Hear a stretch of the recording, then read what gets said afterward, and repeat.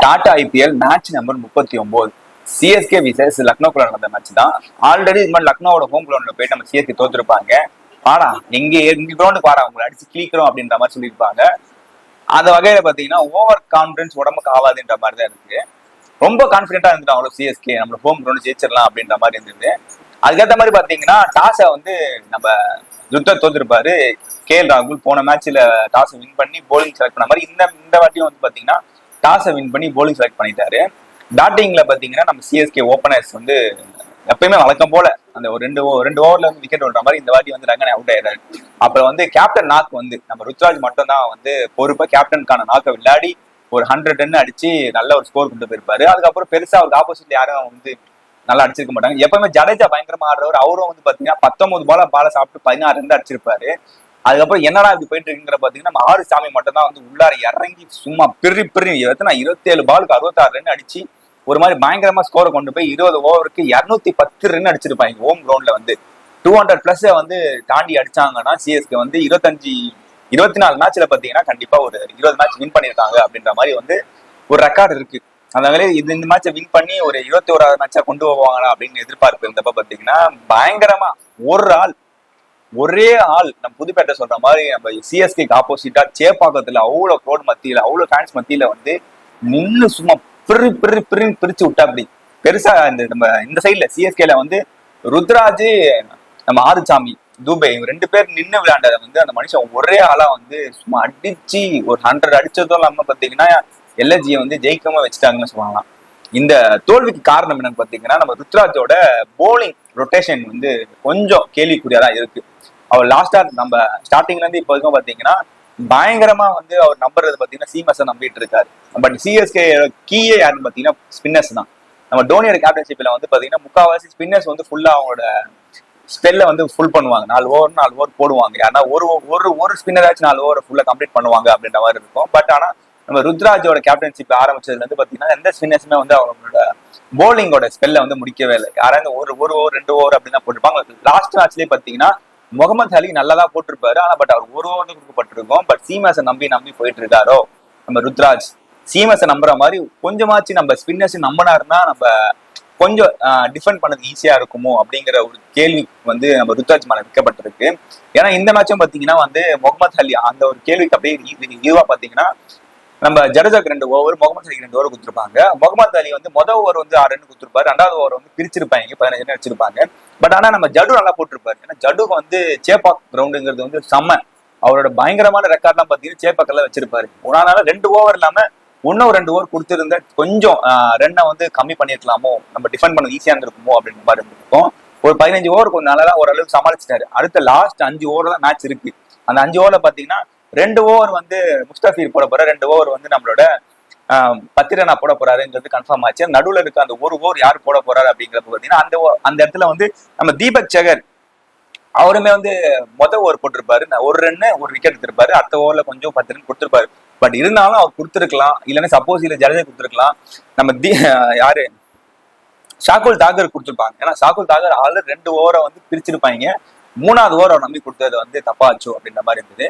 ஏன்னா 18வது ஓவர்ல தான் வந்து பயங்கரமா அடிச்சு கொஞ்சம் ரன் ஸ்கோர் எடுத்து அது கடைசி பால்ல ஒரு வந்து நிக்கல அந்த தீபக் ஹுடா அவர் வந்து கடைசி பால் ஒரு 6 அடிச்சு கொஞ்சம் நம்ம எல்எஸ்ஜிக்கு மேல இருந்த ஒரு ப்ரெஷரை வந்து குறைச்சு விட்ட மாதிரி ஆயிடுச்சு.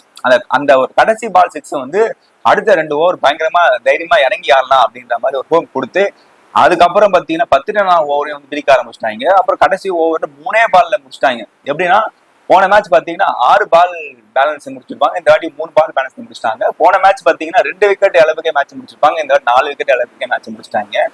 இப்படி இருந்தா சிஎஸ்கே என்ன பண்றது? ஹோம் கிரவுண்ட்ல இப்படி தோத்தது வந்து ஃபேன்ஸ்லாம் வந்து பெரிய வருத்தம். நம்ம இங்க இந்த மேட்ச்ல இல்லாதது என்ன, ருத்ராஜோட 100 இருக்கு, நம்ம ஆறுசாமியோட அடிதடி பேட்டிங் இருந்தது, அப்புறம் தலைவர் தரிசனம். இது 3மே பேட்டிங்ல வந்து பங்கமா நடந்தது. போலிங்ல பாத்தீங்கன்னா பெருசா யாருமே இல்லை. பாருங்க பயங்கரமா முஸ்தபிஸ் வந்து மைன் போலர் 3.3 பாலுக்கு 51 ரன் கொடுத்திருக்காரு. நம்மளோட யாரு பத்திரானா அவரோட ஓவர்ல பாத்தீங்கன்னா 35 ரன் அடிச்சிருப்பாங்க. அப்புறம் நம்மளோட சாகுல் தாகூர் 3 ஓவர் போட்டிருப்பாரு 42 ரன்னுங்க. அவரு தாங்க கீ இந்த மேட்ச்ல வந்து பாத்தீங்கன்னா அவரோட போலிங்ல தான் வந்து பிடிச்சிட்டாங்க. அப்புறம் வந்து முகமது அலியோட ஒரு ஓவரையும் பிடிச்சிட்டாங்க. கொஞ்சம் போலிங் ரொட்டேஷன்ல வந்து நம்ம ருத்ராஜ் வந்து கேள்விக்குறியா இருக்காரோ அப்படிங்கிற மாதிரி இருக்கு. அடுத்தடுத்த இன்னும் 2-3 மேட்ச் வந்து நம்ம ஹோம் கிரவுண்ட்ல இருக்கு.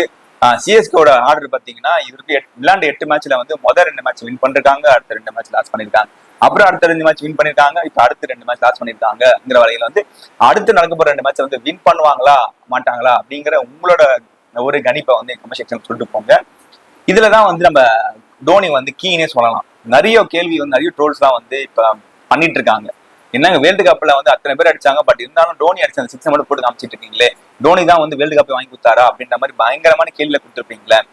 சிஎஸ்கே வந்து இந்த சீரியஸ் பாத்தீங்கன்னா நம்ம தோனியோட கேப்டன்சில பாத்தீங்கன்னா போலிங் வந்து பாத்தீங்கன்னா ஸ்பின்னர்ஸ்க்கு தான் பயங்கரமா முக்கியத்துவம் கொடுப்பாரு. பட் இந்த வகையில பாத்தீங்கன்னா ருத்ராஜ் வந்து நம்ம ஸ்பின்னர்ஸ் கொடுத்துட்டு இருக்காரு.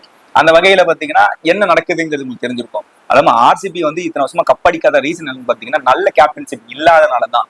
என்னதான் வந்து பேட்ஸ்மேன் பயங்கரமா அடிச்சாலும் போலர் வந்து பயங்கரமா போட்டாலும் சிராஜெல்லாம் பயங்கரமா போடுவார். பட் அப்படி இருந்தும் நம்ம ஜெயிக்க முடியாத காரணம் சிஎஸ்கே மாதிரி ஒரு நல்ல கேப்டன் வந்து பாத்தீங்கன்னா ஆர்சிபி கிடையாது. அதனாலதான் அந்த வகையில தான் வந்து ஒரு நல்ல கேப்டனா நல்ல டிசிஷன் நல்ல ரொட்டேஷன் பண்ணக்கூடிய ஒரு எபிலிட்டி பாத்தீங்கன்னா நம்ம தோனி கிட்ட இருக்கு.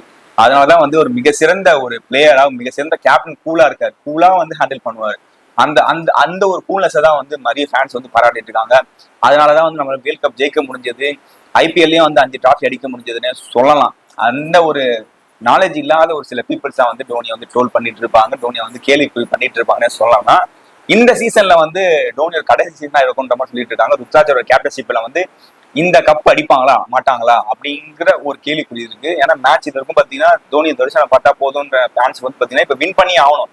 ஏன்னா வின் பண்ணாதான் இப்ப டாப் 4ல இருந்தாங்க. இப்ப வந்து இந்த தோத்ததுக்கு அப்புறம் பாத்தீங்கன்னா 5வது இடத்துக்கு போயிட்டாங்க. இதுக்கப்புறம் நடக்க போற மேட்சை வின் பண்ணாதான் ஏன்னா 3 ஒரு எஸ்ஆர்ஹெச் சிஎஸ்கே அப்புறம் ஜிடி கீழே வந்துட்டு இருக்காங்க. இந்த 3 டீமுக்கு அப்புறம் எல்எஸ்ஜி இவங்களும் வந்து பாத்தீங்கன்னா பயங்கரமா ஒரு டஃப்ல போயிட்டு இருக்கு. இந்த 3 பேர்ல வந்து யாரு வந்து அந்த டாப் 3ல வரப்போறாங்க அப்படிங்கிற ஒரு கேள்விக்குறிதான். டாப் 3ல வந்தாதான் நம்ம வந்து ஒரு கம்ஃபர்டபுளா இருக்க முடியும் ஒரு குவாலிஃபை அப்படிங்கிற மாதிரி. 4ங்கிறது வந்து டவுட், யாரு வேணா மாறிக்கிட்டே இருக்கும் அப்படிங்கிற வகையில வந்து குவாலிஃபைக்குள்ள யார் வரப்போறாங்கிற ஒரு பட்சத்துல பாத்தீங்கன்னா ஃபேன்ஸ்ல பயந்துட்டு இருக்காங்க. இதுக்கப்புறம் இப்படியே தோத்துட்டு இருந்தா அழைக்காவது ஜெயிச்சே ஆகணுங்கிற ஒரு எதிர்பார்ப்போட அடுத்த மேட்ச் விளையாடுவாங்க. சிஎஸ்கே என்ன பண்ண போறாங்க அப்படிங்கிற உங்களோட ஒப்பீனியன் கமெண்ட் செக்ஷன்ல சொல்லிட்டு போங்க. ஐபிஎல்ல பாத்தீங்கன்னா இந்த மாதிரியான இன்ஃபர்மேஷன் நீங்க பார்க்கணும் அப்படின்னா V2R மீடியாங்கிற சேனல் சப்ஸ்கிரைப் பண்ணி பக்கத்துல தெரிஞ்சுட்டு போங்க. இந்த வீடியோ முடிச்சுட்டு அடுத்த வீடியோல பாக்குற வரைக்கும் உங்கள்கிட்ட பாய், see you.